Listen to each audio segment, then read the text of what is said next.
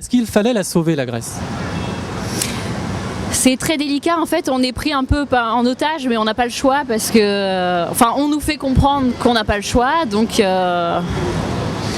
on doit réparer les bêtises des autres, quoi. Et je pense qu'on n'avait pas beaucoup d'autres solutions. On connaît la situation actuelle aujourd'hui, donc il fallait absolument sauver la Grèce comme il faudra aussi après sauver les autres pays européens. Donc, Notre président a bien fait les choses. Il fallait avoir une solution à un moment donné et ils ont réussi à se trouver avec l'Allemagne la solution qui, à mon avis, était la meilleure actuellement.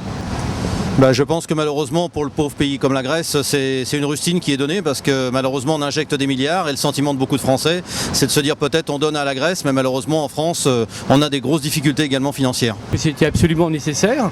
Le risque, si on n'aidait pas la Grèce, c'est demain l'Italie, c'est demain l'Espagne, c'est la fin de l'Europe.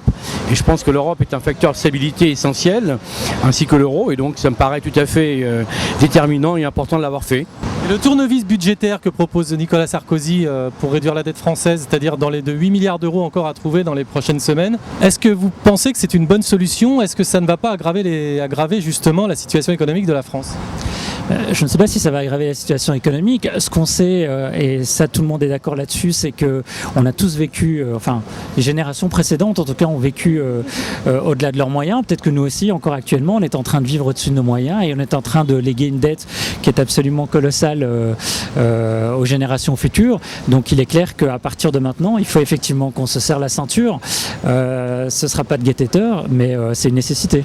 Pour moi, c'est du blabla, du théâtre, beaucoup de démagogie, on veut rassurer le français, voilà, c'est beaucoup de blabla et au final peu d'actions concrètes qui vont permettre de rétablir les choses, de remettre les choses dans l'ordre. Il l'a dit hier soir, c'est la martingale gagnante.